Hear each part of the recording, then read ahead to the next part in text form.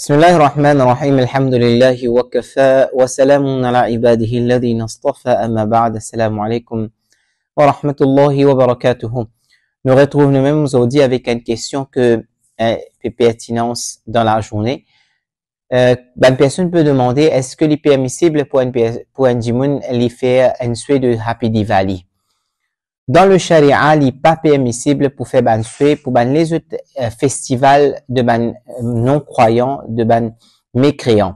Que ce soit jour de Noël, jour de l'année, ou festival qui est là, un croyant dans la religion de l'islam n'est pas capable de faire un souhait avec un croyant de les autres religions. Comme Rasul sallallahu alayhi wa sallam fait mention de hadith, écoute les fins en paix, sahaba radiyallahu anhum pour faire ce souhait-là. Donc, une personne s'y est arrivée d'un moment de la peine et de contrainte, que dans ce lieu de travail, il y a une difficulté, il y a besoin de faire un souhait, il y a besoin de reproche d'amertume qu'il n'y a pas fait un souhait. Dans ce cas-là, il est capable de dire que bon Dieu guide-toi vers la lumière. Le jour de Diwali, une personne connaît c'est une fête, un festival de la lumière.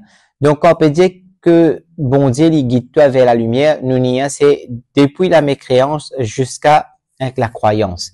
Donc, mina volumati ila nur, qu'Allah Ta'ala tire toi de l'obscurité de la mécréance et amène-toi vers la lumière de la croyance.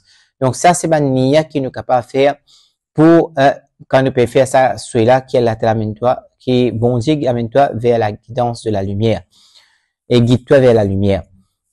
Deuxième question qui encore personne se demandait, vu que nous pouvons vivre dans l'environnement de plusieurs religions, surtout le jour de Diwali, ça bandimoun se donne gâteau, mitaï, gâteau doux.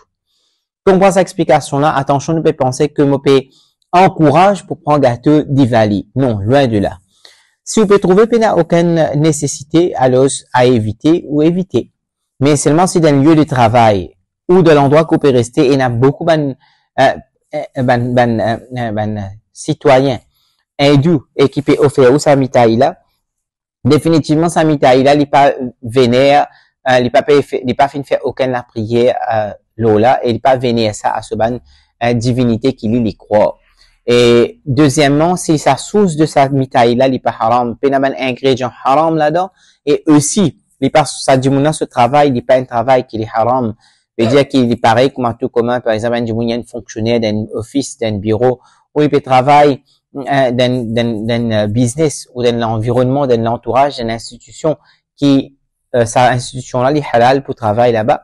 Et ce CEO ou du monde qui est autour de lui, ou ce voisin même, il travaille un travail correct d'après le charia, mais c'est il y a un non-croyant, il y a un hindou, et il peut offrir ou mitaï, et vous pouvez trouver qu'il y a une contrainte ou ici, là aussi, vous pouvez pas refuser, ça, il est capable, et il y a une difficulté, et aussi, il peut se sentir blessé. Alors, dans ce cas-là, vous capable de prendre sa mitaï là, et vous capable aussi consommer. Si, sa mitaï là, elle n'est pas sortie depuis un ingrédient qui est haram là-dedans, et aussi sa mitaï là, elle n'est pas sortie depuis une source, depuis un revenu qui est haram.